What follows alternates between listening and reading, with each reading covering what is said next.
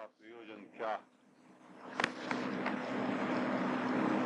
इसको जान भी लिया था और प्राप्त भी किया था।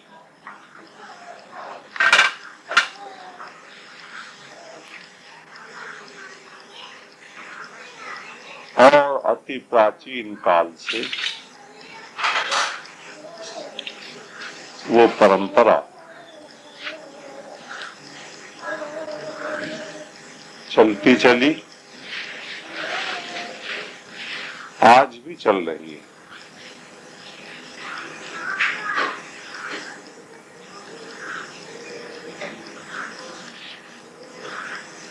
केवल वही मानव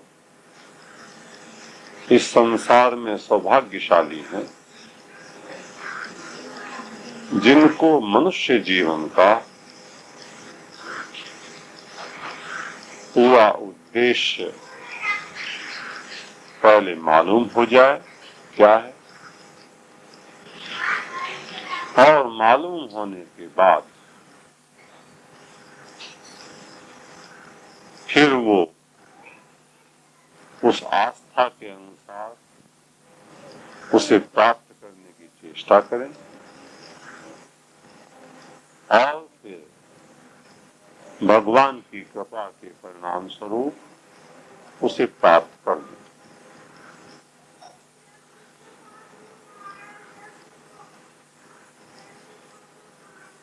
जैसा ये जीवन हमें मिला,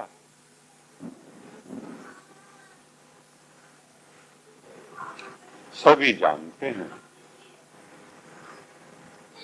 इसमें दुखों की कमी नहीं है।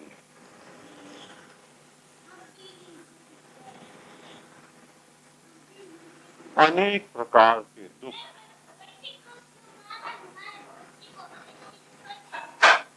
इस जीवन को घेरे हुए।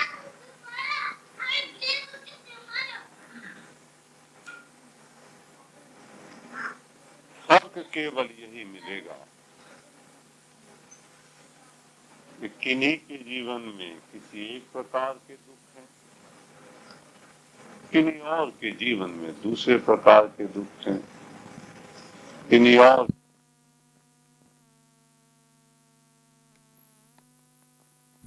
तो अनेक बार स्वाभाविक रूप से ये प्रश्न पैदा हो ही जाता है कि क्या फिर जीवन दुख भोगने के लिए ही है?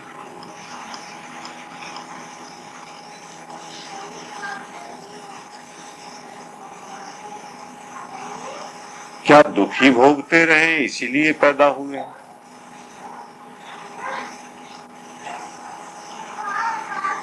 इस प्रश्न का उत्तर अनेक विचारकों ने, दार्शनिकों ने अपनी अपनी तरह से दिया है। पश्चिमी जगत में भी इस प्रश्न का उत्तर अनेक विद्वानों ने, विचारकों ने दिया है।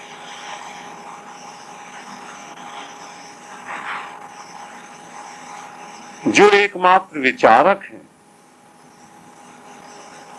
उन्होंने हमारे यहां भी दिया है, लेकिन विचारक के पास इसका उत्तर है नहीं। विचारक केवल विचार कर सकता है और विचार में होता है तर्क, और तर्क से चाहे इधर सिद्ध कर दें या उधर सिद्ध कर दें, जिसके पास प्रबल तर्क है वो अपनी बात सिद्ध कर देगा।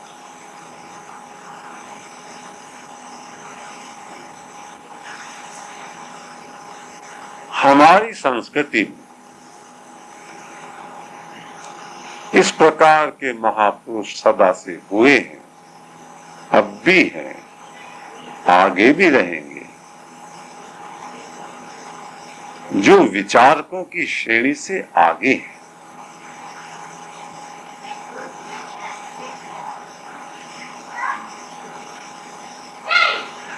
विचारक मन से विचार करता है, किसी बात को समझाता है। वो महापुरुष उस स्थिति के हुए हैं और होंगे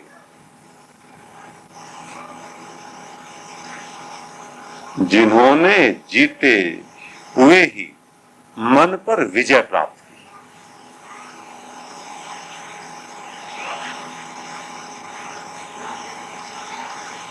विचारक केवल मन के माध्यम से विचार करता है। ये महापुरुष मन को ही जान लेते हैं और जब तक मन तक हमारी पहुंच है तब तक दुख दूर होंगे नहीं। मन के पार जो हमारे जीवन में कुछ छिपा है, मन से आगे, यदि उसका अनुभव हो जाए तो दुखों का सदा के लिए अंत हो जाए, ऐसा इन महापुरुषों ने कहा।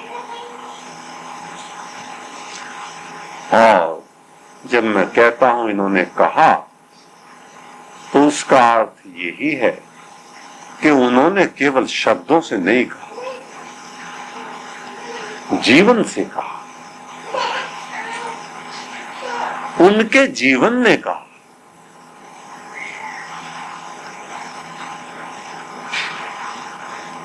इसी पृथ्वी पर, इसी समाज में यही जीवन जीते हुए उनके जीवन ने ये कहा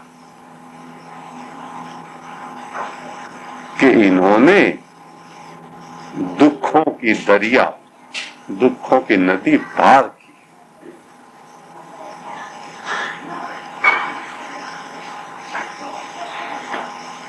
मैंने ये बात इसलिए कही,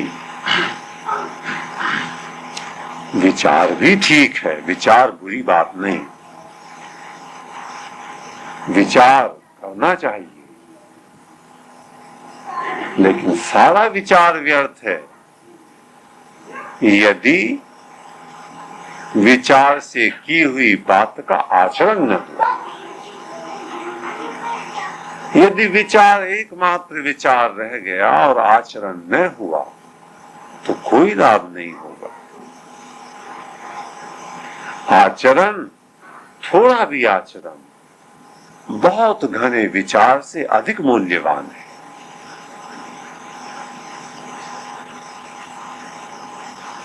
सत्य क्या है, असत्य क्या है, इसके ऊपर यदि कोई बहुत बड़े ग्रंथ भी लिख दे,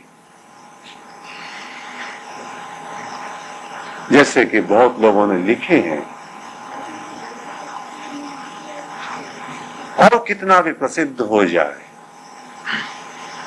तो इस ग्रंथ लिखने वाले प्रसिद्ध विद्वान से वह अनपढ़ मां ज्यादा आगे है जो सच बोलने लगी।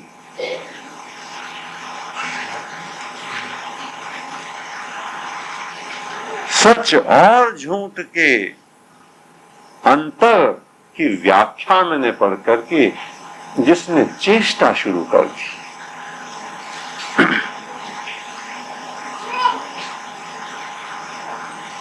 आचरण, आचरण के बिना कुछ होता नहीं।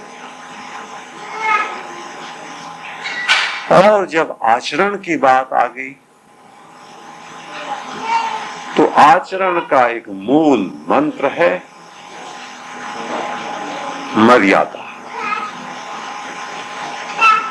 मर्यादा पूर्ण जीवन, जीवन में मर्यादाएं।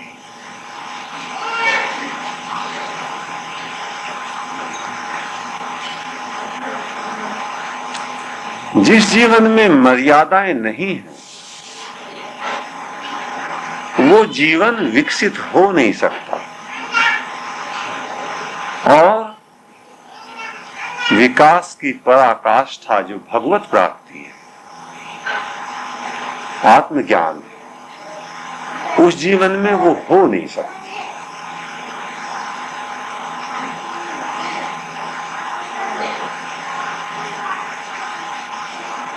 भौतिक जगत के विकास में भी मर्यादाओं के बिना विकास हो नहीं सकता।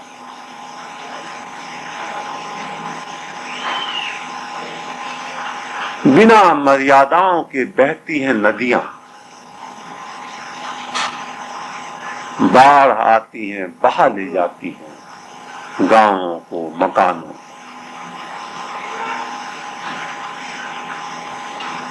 कहीं आ गई बाढ़ और फिर हट गई वहां से नदी, तो थोड़ी उर्वरा बनी वो भूमि, कुछ पैदा हो गया उस साल, मगर वो हट करके दूसरी तरफ जहां ज्यादा पहुंची, शायद उतना ही वहां संहार भी हो गया। उसी अमर्यादित नदी में से मर्यादित नहरें निकाली जाती है, मर्यादा में बंधी हुई नहरें, मर्यादा के बीच में जल बहता है उनका।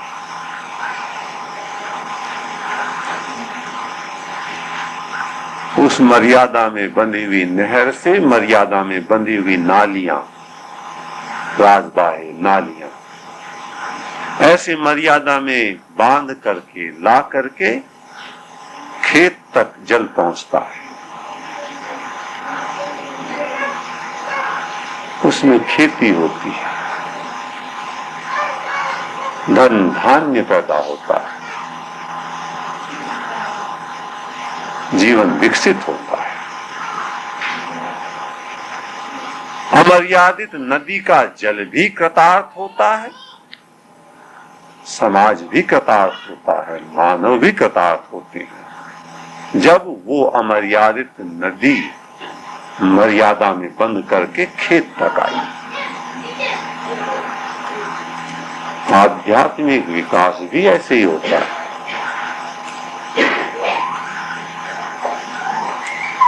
प्रकृति के अनुसार सहज भाव से जो ये इच्छाएं अंदर मिली हैं, इनकी कोई मर्यादा नहीं है। ये चाहे जिस तरफ, चाहे जैसे दौड़ने के लिए हर समय तैयार है।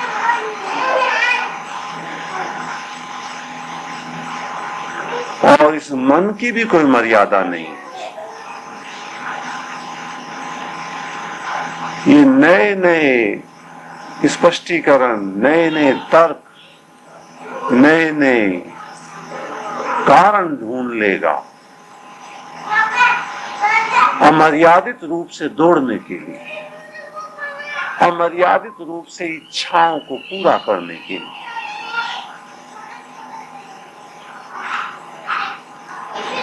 अध्यात्म के क्षेत्र में भी बहुत लोगों ने ऐसी व्याख्याएं की जिन्होंने बताने की चेष्टा की है कि इच्छाएं तो स्वाभाविक हैं, प्रकृति की देन है, इनसे लड़ोगे तो हार जाओगे,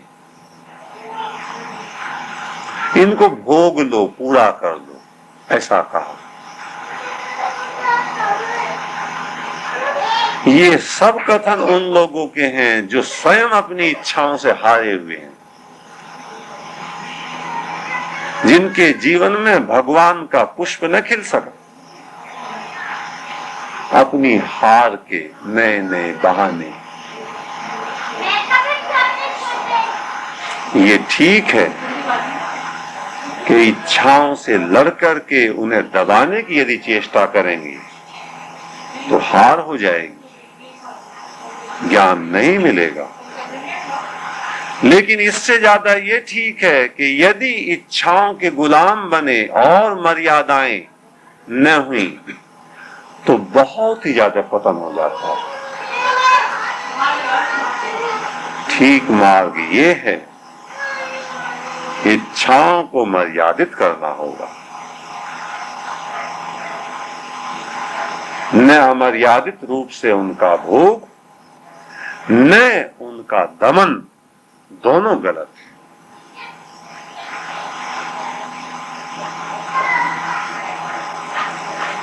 जिसको तथाकथित प्रेम कहते हैं, आजकल समाज में, वो प्रेम नहीं है, वो काम वासना है, वो अमर्यादित जीवन है, भ्रष्टता है, वो पतन है।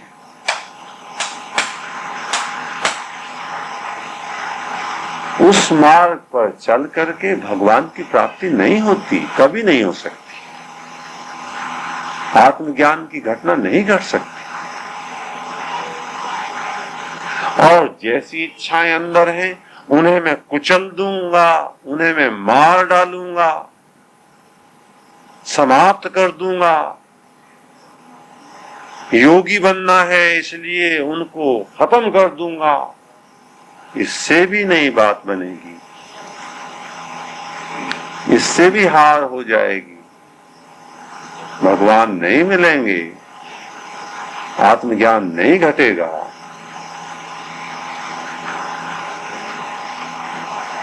मर्यादा का जीवन व्यतीत करना होगा। इसीलिए यह वैवाहिक संस्था सर्वाधिक पवित्र संस्था है, इसके बारे में सदा याद रखना। यह जो पति पत्नी का संबंध है, ये पवित्रतम संबंध है। वो दूसरी बात, इसकी पवित्रता की चेष्टा करते हुए भी कई बार गलती हो सकती है, कई बार भूल हो सकती है, वो अलग बात। लेकिन उद्देश्य पवित्रता कायम रखना है इसकी, कभी न कभी प्राप्त हो जाएगा। एक दूसरे का उद्देश्य ये है कि जहां जिसकी तरफ वृत्ति बह गई, उससे मेरा प्रेम, उससे मेरा संबंध, वो प्रेम नहीं है, वो अमर्यादित इच्छाओं की दौड़ है, पतन कराती है। शांति नहीं मिलेगी, भगवान नहीं मिलेंगे। उदाहरण के रूप से मैंने बताया एक प्रमुख संस्था की बात।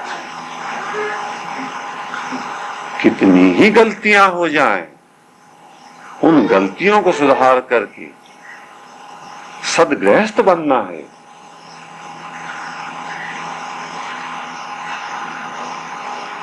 हाँ, किसी की न निभती हो, ऐसी सीमा आ जाए नहीं निभती, तो फिर भी बेईमान नहीं बनना है। नहीं निभती, पराकाष्ठा आ गई तो तोड़ दो, उसका विधान है। फिर विधानिक रूप से तोड़ो, फिर मर्यादा के रूप से तोड़ो, और फिर मर्यादा के रूप से जोड़ो। अमर्यादित मत बनो।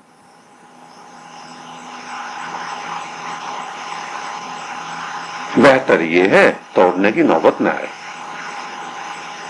क्योंकि तोड़ना हार है। हारा हुआ व्यक्ति जब छोटी सी बात में हार गया तो भगवान की प्राप्ति में कैसे जीतेगा? वो तो है ही हारने वाला। एक छोटा सा गृहस्थ ही न निभा सका, सारे विश्व को गृहस्थ बना करके कैसे निभाएगा? क्योंकि भगवान की प्राप्ति वाले व्यक्ति का जो गृहस्थ, जो घर, जो परिवार होता है, वो तो सारा विश्व होता है। मानवी नहीं, पशु पक्षी भी होते हैं उसके अपने, कण कण, जर्रा जर्रा, सब उसी का हो। अरे वही तो होता है। कुछ ऐसी अलौकिक लीला है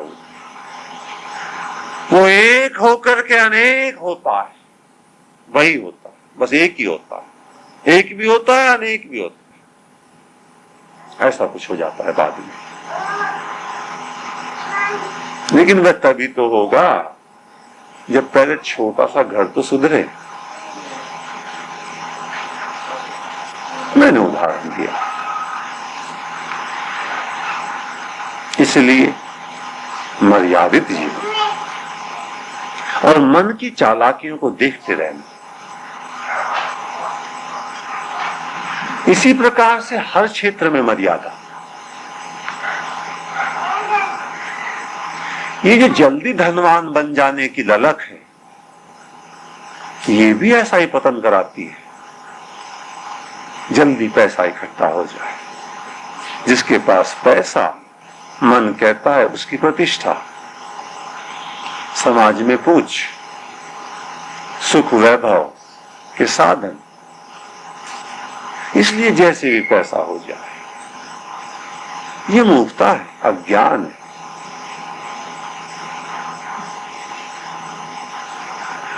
और पैसा पतन कराता है, जो कुछ है ये भी बांट दो, ये भी मूर्खता है। ठीक मार्ग ये निष्ठापूर्वक अपना कार्य करना चाहिए। जो भी कार्य मिला है, सारे कार्य समान है। डॉक्टर का भी कार्य वैसा ही है, कंपाउंडर का भी वैसा ही है, झाड़ू लगाने वाले का भी वैसा ही है। कार्यों में कोई अंतर नहीं है। हमारे देश में, हमारे समाज में ये दुर्भाग्य है कि हम काम से आदमी को नापते हैं। ये मूर्खता है, ये अज्ञान है। किसी कार्य के कारण से आदमी छोटे बड़े नहीं होते, ये अज्ञानियों की भाषा है। कार्य की क्वालिटी के कारण से छोटे बड़े होते हैं। जो मिनिस्टर बेईमान है वो बहुत छोटा आदमी है। जो झाड़ू लगाने वाला ईमानदारी से बरामदा साफ करता है वो बहुत बड़ा आदमी है। जो अपने दफ्तर में, अपने डिपार्टमेंट में बहुत निष्ठा से सुबह से शाम तक काम करता है वो पूजनीय है। उसके चरणों में हमारा नमस्कार है। जो तथाकथित कितने भी बड़े पद पर है लेकिन ढोंगी है, चालाक है, अपनी ड्यूटी नहीं करता, वो बिल्कुल तुच्छ है।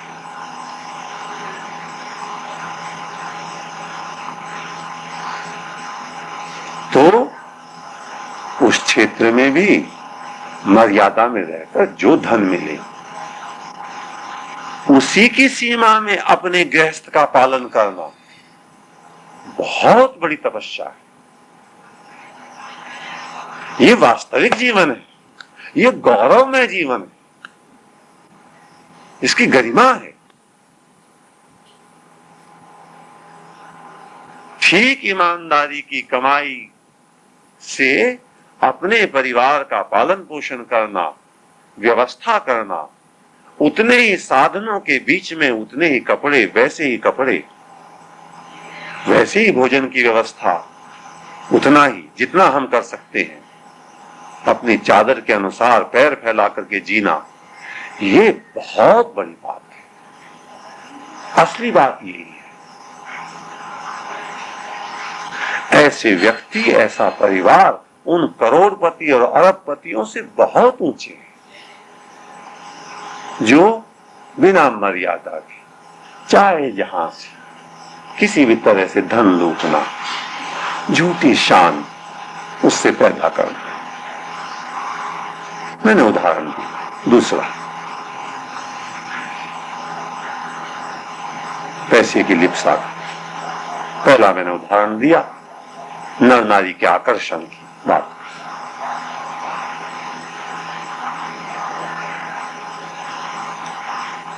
ये जो बातें इस प्रकार से मैं बता रहा हूं, ये ही हमारी संस्कृति की मौलिक बातें, ये बहुत लुप्त हो गई।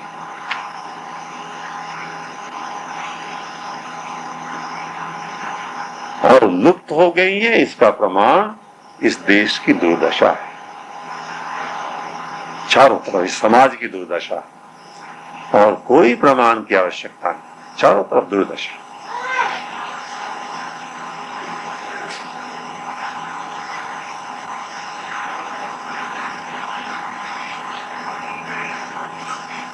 जब कभी जिस युग में ये संस्कृति इस रूप में थी जैसा मैं बता रहा हूं, नारायण की आज्ञा से, कृपा से, तभी इस समाज और देश का उत्थान हुआ। उन्हीं युगों में, उन्हीं समय। जब ऐसा नहीं रहा तब व्यक्ति का भी पतन होता है, समाज का भी पतन होता है। और ऐसे युगों में एक बात और शुरू हुआ करती है। क्या? धार्मिक अनुष्ठान और यज्ञ और पूजा पाठ और मंदिर बहुत बना करते हैं, सब ढोंग है, सब झूठ। दफ्तर में रिश्वत लेते हैं, मंदिर में जाकर घंटा बजाते हैं, कैसे भगवान मिलेंगे? अरे भाई, दफ्तर के भगवान दूसरे, मंदिर के दूसरे। ऋषियों ने तो एक ही भगवान की बात बताई थी। उन्होंने तो ये कहा था, वो हर समय देखते रहते हैं, हजार उनके आंखें हैं, हजार उनके हाथ हैं, भगवान ने गीता में कहा। ड्यूटी अपनी करते नहीं और फिर वो दूसरे ढोंग के काम।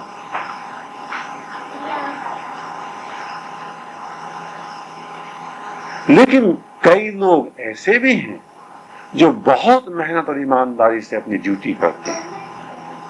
एक गलती उनसे भी हो जाती है, वो क्या? वो फिर ये कहते हैं कि जब हम पूरी मेहनत और ईमानदारी से अपनी ड्यूटी करते हैं तो फिर भगवान की पूजा क्यों करें? जब हम पूरी मेहनत से ईमानदारी से अपना काम करते हैं तो भगवान जैसी किसी सत्ता की उपासना की क्या आवश्यकता है?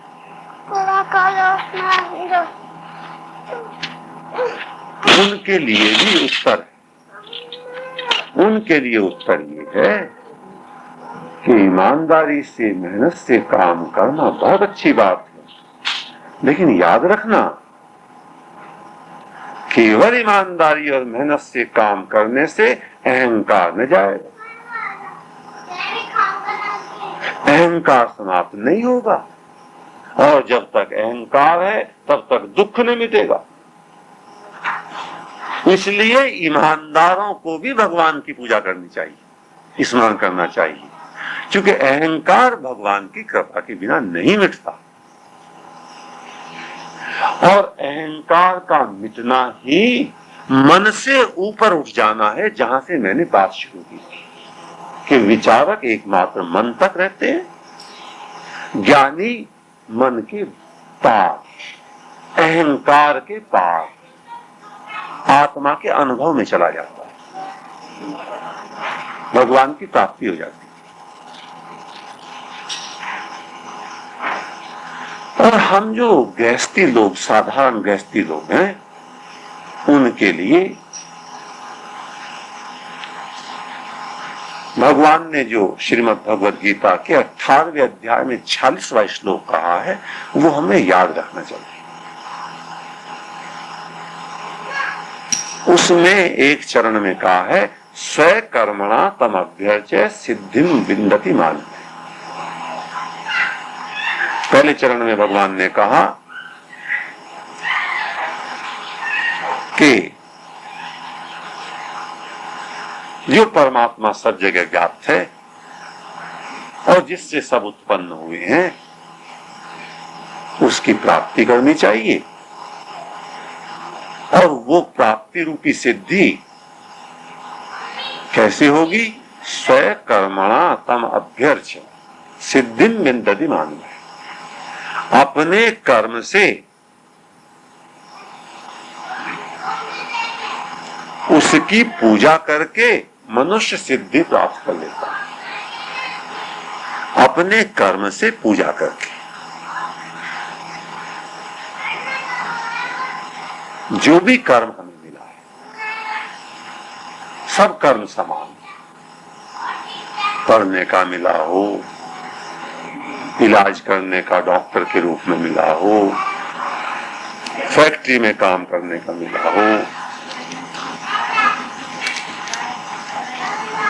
घर में बच्चे पालने का और खाना बनाने का और बर्तन साफ करने का मिला हो, सब कर्म समान है। वास्तविकता तो यह है कि जीवन को चलाने के लिए वो कर्म अधिक महत्वपूर्ण है जिनको हमने छोटा मान लिया।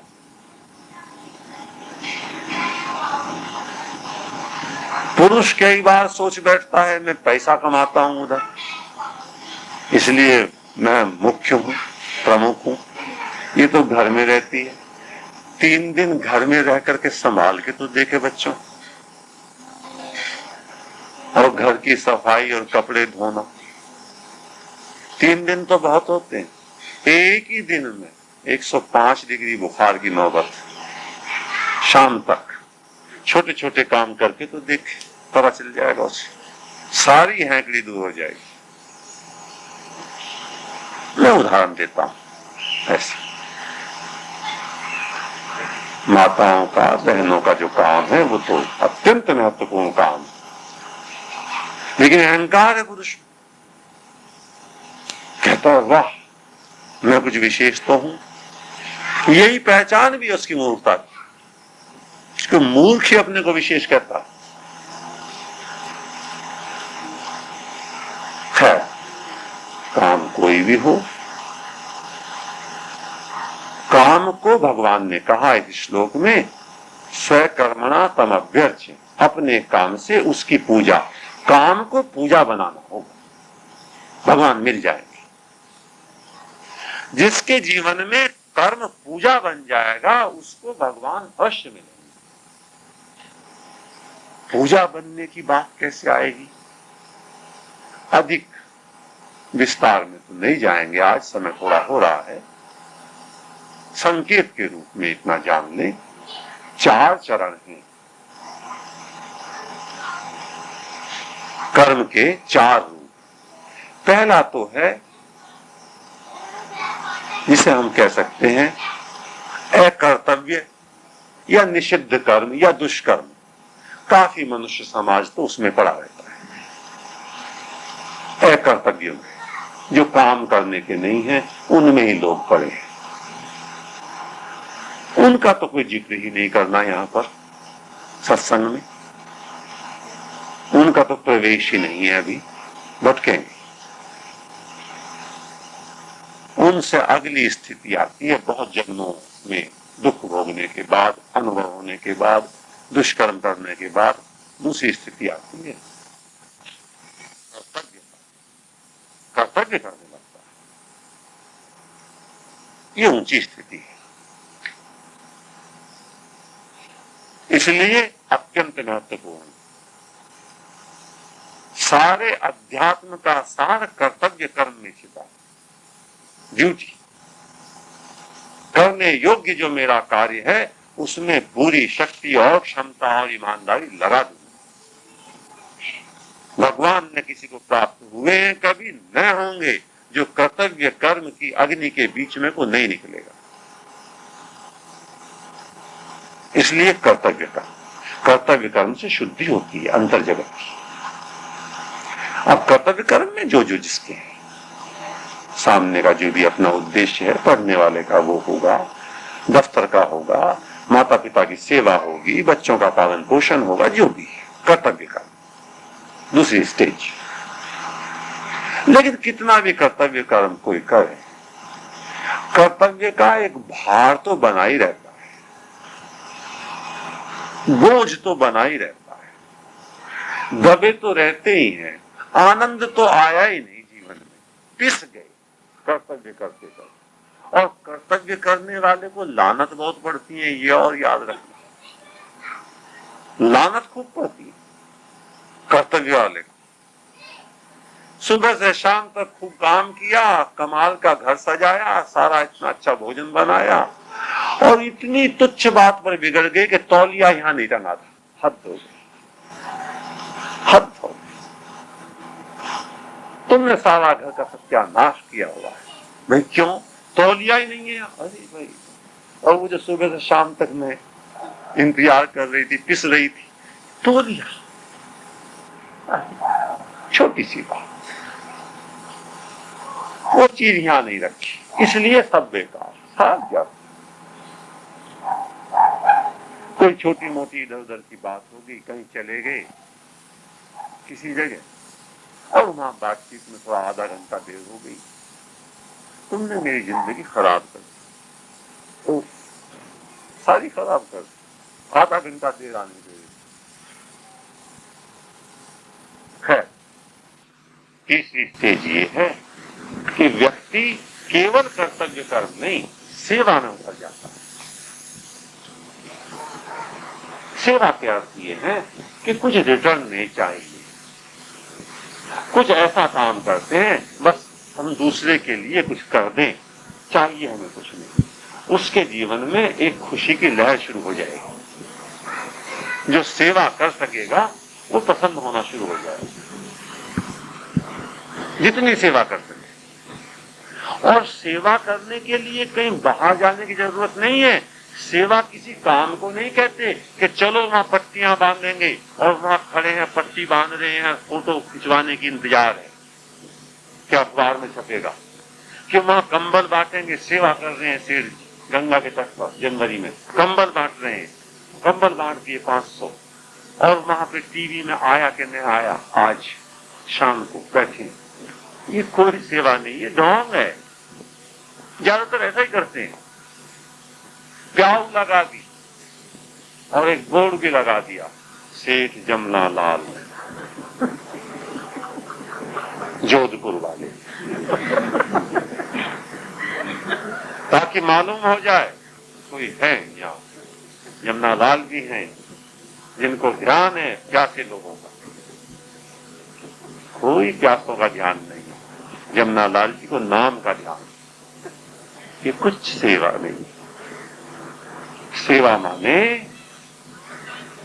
कर्म नहीं, भाव।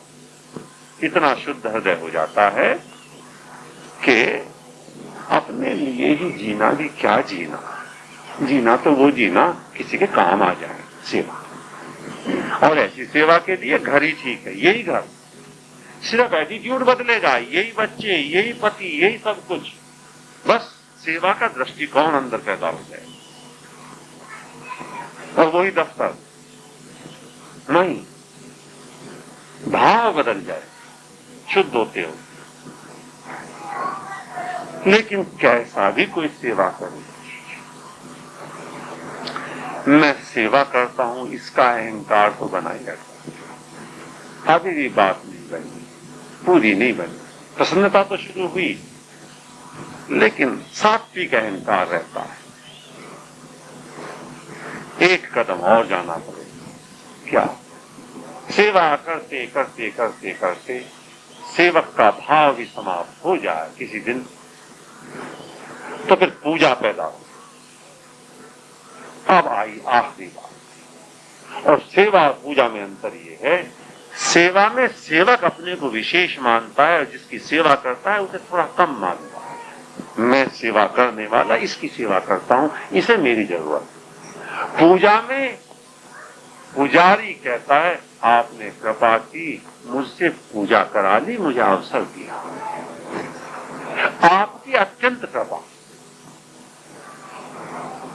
मेरा सौभाग्य कि मुझे आपने पूजा करने का अवसर दे दिया, मैं कृतार्थ हूं आपकी पूजा कर। आप महान, मैं तो कुछ हुई नहीं। बस जिस दिन जिस मात्रा में ये पूजा का भाव आ जाए, उसी दिन भगवान की प्राप्ति हो जाए। बिल्कुल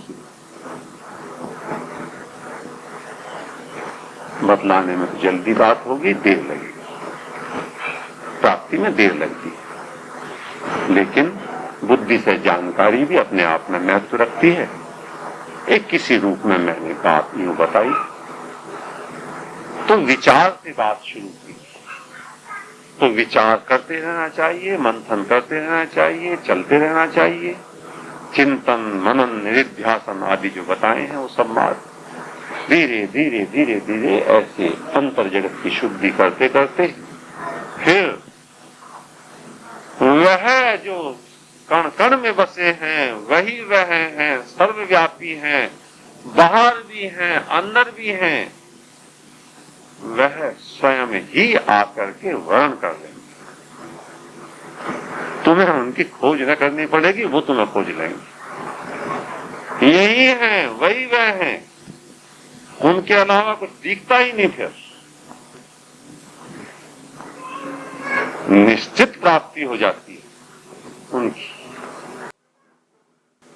जिस दिन वह प्राप्ति हो जाती है उस दिन सारे दुख सदा के लिए समाप्त हो जाते हैं।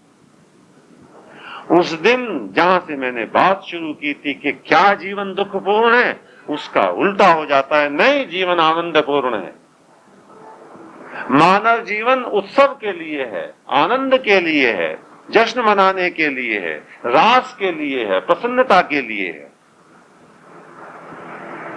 यहां रोने का सवाल क्या, जब यहां हर समय 24 घंटे सदा से रास चल रही है प्रभु की। इस रास में हिस्सा लेना है, उनके प्रेम को पीना है और उस प्रेम को बांटना है। ये हो जाता है।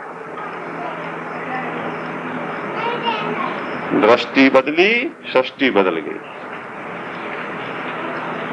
ऐसा थोड़ा सा मैंने वहां से शुरू करके कि जो लोग दुखपूर्ण जीवन मानते हैं, और जैसा हमारे महापुरुषों ने, हमारे ऋषियों ने जीवन से बताया कि नहीं, जीवन दुखपूर्ण नहीं, निराशापूर्ण नहीं, जीवन आनंदपूर्ण है। सच्चिदानंद तुम हो, सच्चिदानंद ही हो। अपने अस्तित्व का अनुभव होने की देरी है। सच्चिदानंद के प्रेम में पड़ो या सच्चिदानंद आत्मा का अनुभव करो, दोनों ही मार्गों से, भक्ति के से भी और ज्ञान के से, कर्म दोनों के साथ जुड़ा ही है आवश्यक रूप से। जीवन पूर्ण, विकसित, आनंदित, परिपूर्ण होगा, और जिस लिए जन्म होता है इस पृथ्वी पर, वह बात पूरी हो जाएगी। वो ही सच्चिदानंद और वो ही सद्गुरु महापुरुष, ऋषि मुनि, संत जितने भी हैं, हम सबको इस मार्ग पर चलने की शक्ति दें और अपनी कृपा हमारे ऊपर करें कि जीवन का ये परम लक्ष्य हमें इसी जन्म में प्राप्त हो जाए।